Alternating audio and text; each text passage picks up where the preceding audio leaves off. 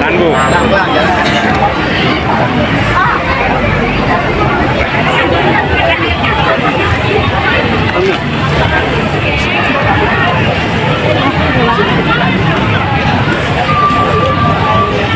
Sore hari ini kita bisa melaksanakan tasyukuran meresmikan kantor Makorwil wilayah Jakarta Utara dan acara buka bersama, terus disambut lagi dengan pembagian kartu anggota, ditambah lagi Mas ada pembagian sembako.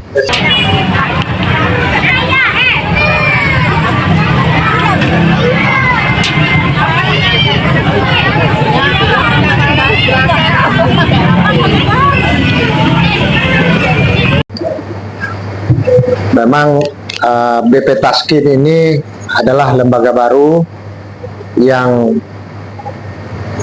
langsung di bawah Presiden Prabowo, non struktural langsung di bawah Presiden, bertanggung jawab langsung kepada Presiden, yang berfokus untuk mengerjakan percepatan pengentasan terhadap rakyat miskin. Kalau kita kategorikan pemulung sebagai bagian dari rakyat yang masih di bawah garis kemiskinan, berarti memang salah satu fokus garapan dari BP Taskin itu adalah kelompok pemulung. Apalagi menurut informasi atau data yang kami dapatkan dari Pak Ketua Umum, Pak Kris, dan Pak Sekjen, bahwa secara kuantitatif jumlah pemulung itu yang bernaung di IP mencapai 4,2 juta orang di 29 provinsi. Artinya ini adalah jumlah yang sangat besar yang harus ditangani, dan Bapak Kepala BP Taskin Pak Budiman Sujatmiko, Ibu Wakil Bu Nani, dan Pak Wakil Pak Iwan Sumule juga sudah punya goodwill atau keinginan bagaimana nanti IP dengan BP Taskin bersinergi atau melakukan kolaborasi terhadap kerjaan-kerjaan dari teman-teman warga pemulung di seluruh Indonesia, bagaimana BP Taskin sebagai organ dari negara bisa hadir memfasilitasi, memediasi, membangun kolaborasi dengan pihak-pihak yang terkait dengan ikatan pemulung, misalnya dengan kalangan industri, bagaimana BP Taskin bisa mendorong agar nanti di kalangan pemulung Indonesia itu terjadi graduasi, artinya tidak sekedar pemulung terus, tapi kedepannya itu ada graduasi, ada peningkatan baik dari aspek ekonomi, dari taraf hidup, dan tentu saja dari martabat dan pandangan publik, pandangan masyarakat terhadap pemulung. Artinya BP Taskin punya keinginan untuk meningkatkan itu ke posisi yang lebih terhormat, karena bagaimanapun peran dan fungsi para pemulung itu sangat besar. Kita bisa bayangkan kalau seandainya tidak ada pemulung, bagaimana sampah itu menumpuk segala macam. Artinya inilah yang memang yang harus dibantu oleh pemerintah, dalam hal ini BP Taskin. Sudah selesai maghrib.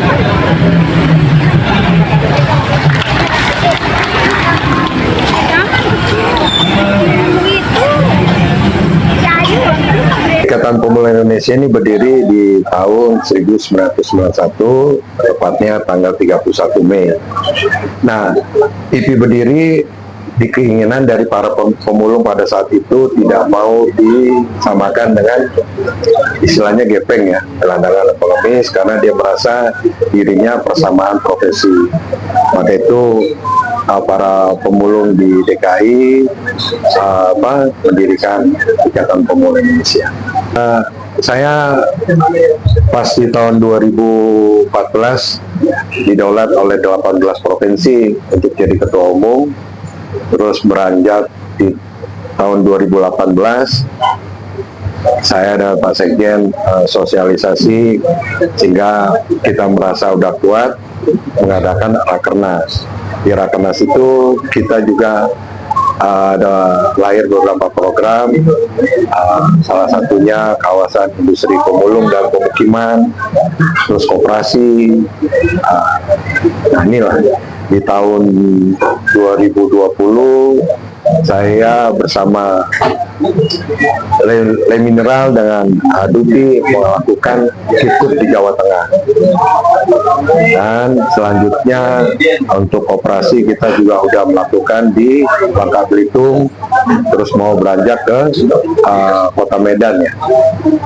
Itu untuk program sekarang ya. Saat ini kita lagi ada dekat dengan PB Taskin ya, dengan Pak Budiman dan Bu Nani yang hari ini diwakili oleh Pak Despen, karena beliau-beliau ketika kita undang ada tugas negara, jadinya Pak Despen mewakili. Nah ini ada kita ya baru wawancara aja, wacana aja bahwa kita dengan PB Taskin ini mau melakukan di kalangan pemerintah, di kalangan pemulung untuk kesejahteraan dan kemakmuran. Karena PB Taskin ada beberapa program yang saya rasa bisa juga disamakan dengan IP, karena kita ingin bangun kawasan industri ya. Termasuk di sini juga kita akan bangun kampung pemulung. Di Rakernas juga itu kan bagian dari program kita untuk jaminan sosial ya. Di tahun sebelum Rakernas kita di tahun 2016 sudah melakukan BPJS tenaga kerja yang difasilitasi oleh Pemprov Provinsi DKI, khususnya di lingkungan hidup, Dinas Lingkungan Hidup DKI. Kenapa mereka memberikan fasilitas ke kita? Karena kita sudah mengurangi sampah di TPST Bantar Gebang. Jadi dari 2016 sampai sekarang ada 4.000 pemulung anggota IP yang sudah jaminan sosialnya udah dilakukan untuk BPJS tenaga kerja. Nah nanti program-programnya akan lahir di DKI, khususnya di Jakarta Utara. Saya saat ini mimpin 29 provinsi dengan jumlah pemulung ada 4,2 juta 600 berapa lah. Dan itu sudah terverifikasi ya? Ya. Dan itu kita ada badan pengurus pusat, badan pengurus daerah, tingkat provinsi, badan Korwil, kota dan kabupaten, terus sama Komcat atau kecamatan dan kelurahan. Nah ini kita juga dalam kesempatan ini juga dengan PB Taskin untuk melakukan program-program yang sudah dilakukan. Ya, saya dalam kesempatan ini kita melakukan syukuran IP. Dalam syukuran ini IP ini tiap tahun kita memang melakukannya. Kemarin tahun lalu di Jakarta Timur, sekarang di Jakarta Utara. Kenapa syukuran? Kita berdoa dan buka puasa untuk bagaimana teman-teman pemulung bisa makmur dan sejahtera. Dan juga dalam kesempatan ini tangisan pemulung adalah dukanya IP. Kenapa statement ini saya keluarkan? Karena pemerintah melakukan 343 TPA ditutup. Walaupun ini program yang sangat bagus, tapi di dalam TPA ini ada anggota IP pemulung yang mengais rezeki di TPA. Nah ini juga dan disertai juga Ikatan Pemulung Indonesia bagian dari Aliansi Internasional Waste Picker. Jadi saya juga dalam kesempatan ini memperingati Hari Pemulung Internasional. Baik, pemulung ini mereka bergabung dengan IP ini jelas banyak keuntungan mereka peroleh. Pertama, kami dari visi misi kita sudah mengayomi mereka, ya, mensejahterakan mereka, mengangkat harkat martabat mereka, sehingga para pemulung ini harus disamakan dengan masyarakat seperti biasa lah gitu. Jadi nggak dibeda-bedakan lagi. Seperti yang Pak Ketum bilang tadi, bahwa dulu pemulung ini disamakan dengan gepeng. Nah sekarang kita udah nggak mau pegang gepeng itu. Kita harus mandiri dan berkekuatan di atas kaki sendiri, maju membela negara ini dalam hal lingkungan dan kebersihan. Anggota IPI sekarang ini memang kami mau targetkan BPJS ini sebenarnya secara nasional nanti. Dimulai dari DKI dulu, juga kami ada rencanakan untuk BPJS di Jabodetabek, setelah itu menjadi percontohan untuk nasional. Mudah-mudahan dalam hal ini pemerintah bisa bantu kita untuk bisa BPJS-kan pemulung-pemulung ini, sehingga mereka bisa bekerja dengan segala ketenangan hati. Mereka terlindungi dalam bekerja gitu loh. Jadi selama ini mungkin mereka dengan ada BPJS, mereka tuh ada yang misalnya meninggal dan sebagainya, anak dan turunannya masih dapat uang BPJS untuk meneruskan apa mereka mau jadi pemulung ataupun mereka mau usaha di lain. Itulah harapan pemulung. Kita ingin BPJS kan mereka kalau bisa secara nasional dari 4 juta lebih pemulung kita. Mudah-mudahan ini wacana kita akan tercapai dan kita perjuangkan. Kartu anggota IPI ini sebenarnya adalah identitas pribadi si pemulung itu, bahwa mereka ini sudah pegang kartu anggota, berarti mereka adalah anggota IPI yang mereka akan terlindungi baik di hukum dan sebagainya. Contoh, mereka sakit di tengah jalan atau mereka tadi ada tabrakan ya. Nah, mereka begitu ada kartu anggota, mereka terdeteksi. Di situ ada barcode, mereka terlihat ada di provinsi mana atau di koril mana adanya. Nah, di situ kartu itu penting untuk para anggota kita dan untuk kita mendata mereka. Lebih mudahkan ke depan mungkin ada bansos-bansos yang akan diberikan oleh pemerintah, ataupun kita juga sering dapat sembako-sembako dari bantuan dari swasta. Nah, itu berdasarkan kartu anggota tersebut mereka bisa leluasa untuk mendapatkan itu dan lebih mudah dalam penyalurannya kita. Terima kasih. Saya selaku tokoh masyarakat sekaligus bagian dari keluarga besar IPI sangat menyambut luar biasa ya kehadiran IPI ini, karena di satu sisi kita lihat punya visi misi yang luar biasa berkaitan dengan sosial, namun IPI juga punya peranan penting dalam kehidupan berbangsa dan bernegara, khususnya di bagian mengurangi ya apa yang disampaikan tadi Ketum, bahwa mengurangi sampah yang ada di wilayah Nusantara ini, khususnya wilayah DKI Jakarta.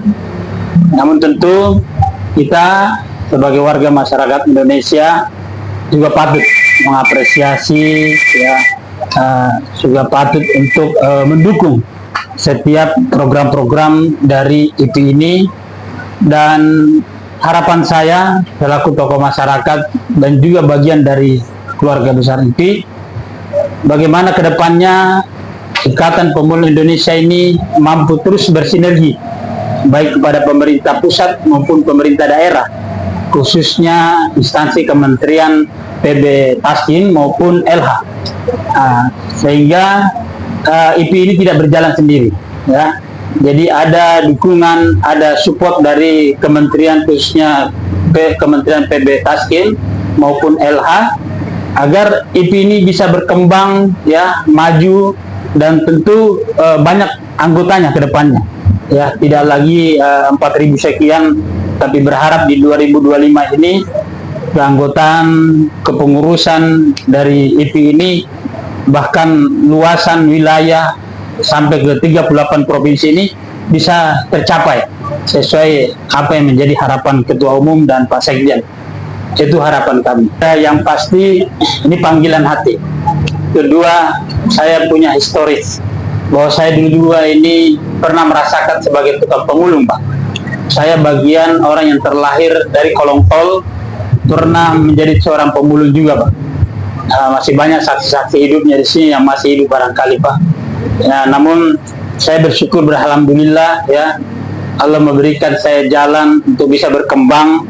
Namun saya tidak pernah lupa dari mana saya berasal. Saya berasal dari tukang pulung, saya berasal dari anak-anak kolong tol yang sama halnya hari ini yang kita lihat di tengah-tengah masyarakat kolong tol. Itu menjadi motivasi saya. Ya, pesan saya terakhir ini berkaitan dengan sinergitas antara IP dengan pemerintah pusat. Saya berharap pemerintah, khususnya Kementerian PB Taskin maupun LH, ini bisa mendorong terus visi misi dari pengurus IP di seluruh Nusantara. Bagaimana memberikan fasilitas terhadap IP agar mereka juga bisa memproduksi hasil limbah yang mereka kumpulkan untuk menjadi barang yang produktif, ya. Tidak hanya mereka sekedar mengumpulkan lantas kemudian mengirim ke pabrik-pabrik industri yang besar, tapi berharap seluruh pengusaha pemulung juga diberikan tempat fasilitas agar mereka bisa memproduksi sendiri barang-barang limbah itu. Kantor Polir di Jakarta Utara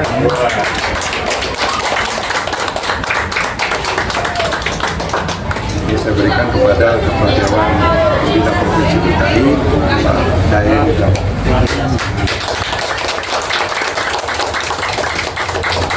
Nama saya Edi Suprianto, saya sebagai sekjennya Asosiasi Dorong Plastik Indonesia. Kemudian untuk dan atas nama Asosiasi Dorong Plastik Indonesia mengucapkan selamat kepada Ikatan Pemulung Indonesia yang telah melebarkan sayapnya membentuk kepengurusan Korwil, yaitu di daerah penjaringan, yang mana pada sore hari ini sekalian acara buka bersama dilakukan peresmian dan dilakukan juga bagi-bagi sembako. Ini adalah salah satu sektor informal di dalam tata kelola pengelolaan sampah di Indonesia. Seperti kita tahu bahwa pengelolaan sampah Indonesia itu dengan pola 3R, reduce, recycle. Nah, kemudian untuk merecycle atau mendorong ini ada sebuah mata rantai di sana yang tidak bisa putus dan selalu melingkar, yang mana dikatakan oleh saat ini ada namanya ekonomi sirkuler, yang saat ini sedang digalak-galakan oleh pemerintah, bahkan dari melalui Bappenas telah dibuat program untuk ekonomi sirkuler Indonesia. Jadi bagaimana agar pengelolaan sampah yang selama ini adalah linear menuju sirkuler ekonomi. Nah, kemudian untuk menuju sirkuler ini, saya katakan tadi ada butuh mata rantai di sana, dan pemulung adalah merupakan garda terdepan. Garda terdepan yang mengambil daripada sampah-sampah plastik yang pasca konsumsi daripada masyarakat. Nah, kemudian dari pemulung nanti berkolaborasi dengan pelapa dengan industri daur ulang dan keproduk. Nah, salah satunya kami di Asosiasi Daur Plastik ini adalah di middle-nya dalam hal ini, menerima bahan baku dari pemulung, kemudian kita memproses, kemudian kita mengolahnya. Nah, artinya pemulung dalam hal ini adalah sesuatu sektor yang tidak bisa ditinggalkan. Nah, makanya yang tadinya dulunya adalah sektor informal bersama dengan IP, maka ini diformalkan. Agar apa? Agar dikenal oleh pemerintah, dikenal oleh khalayak, baik nasional. Kemudian dengan formalnya ini, maka nanti akan ada diikutsertakan dalam hal untuk program-program penanganan sampah di Indonesia. Nah, seperti itu yang menurut kami dan harapan kami ke depan.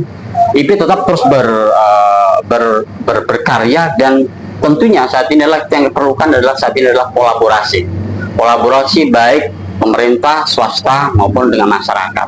Karena berbicara sampah ini ada sangat heterogen sekali, sangat banyak sekali, maka butuh kolaborasi. Kalau tanpa kolaborasi, saya yakin nggak bakalan Indonesia bersih sampah ataupun menuju Indonesia Emas 2045. Terima kasih. Kita sedang ada gizi ya, yang mana program makan gratis di sekolah-sekolah, yang mana ini kalau kita hitung-hitung tentunya volumenya akan cukup lumayan besar, menambah volume sampah yang akan dikelola oleh pemerintah ini.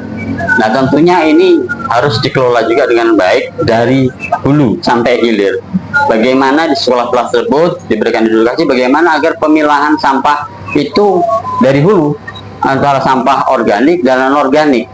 Nah, kemudian karena kuncinya kesusahan masalah sampah ini adalah sampah itu terpilah.